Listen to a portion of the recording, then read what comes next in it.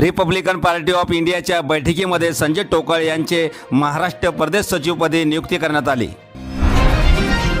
Republican party of इंडियाचे शहर जिल्ह्याची महत्त्वपूर्ण बैठक सुभेदारी विश्रामगृह या ठिकाणी पार पडली। या बैठकीचे अध्यक्ष महाराष्ट्र प्रदेश कार्याध्यक्ष बाबूरावजी कदम हे होते। या बैठकीला दौलत करात मिलिंद अण्णा शेळके उपस्थित होते। या बैठकीला शहर जिल्ह्यातील कार्यकर्ते मोठ्या प्रमाणात उपस्थित होते। या बैठकीमध्ये संघटन बांधणी व पक्षाचे सदस्य वाढवण्याबाबत चर्चा करण्यात आली। तसेच या बैठकीमध्ये मागील 32 वर्षापासून आंबेडकरी चळवळीमध्ये कार्यरत असलेले संजय टोकाळे यांची केंद्रीय सामाजिक राज्य न्यायमंत्री रामदास आठवले यांच्या आदेशाने बाबूरावजी कदम यांनी संजय टोकाळे यांची महाराष्ट्र प्रदेश सचिवपदी नियुक्ती केली।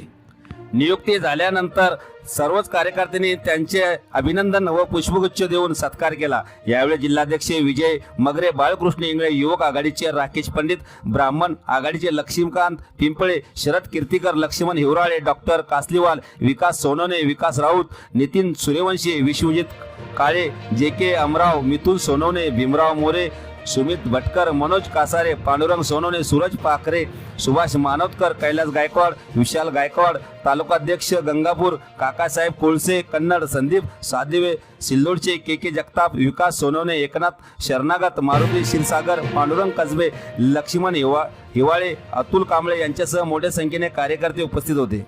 आपल्या परिसरातील ताज्या घडामोडी पाहण्यासाठी, अन्याय अत्याचाराला वाचा फोडण्यासाठी वन डे न्यूजला सबस्क्राईब करा व जास्तीत जास्त शेअर करा।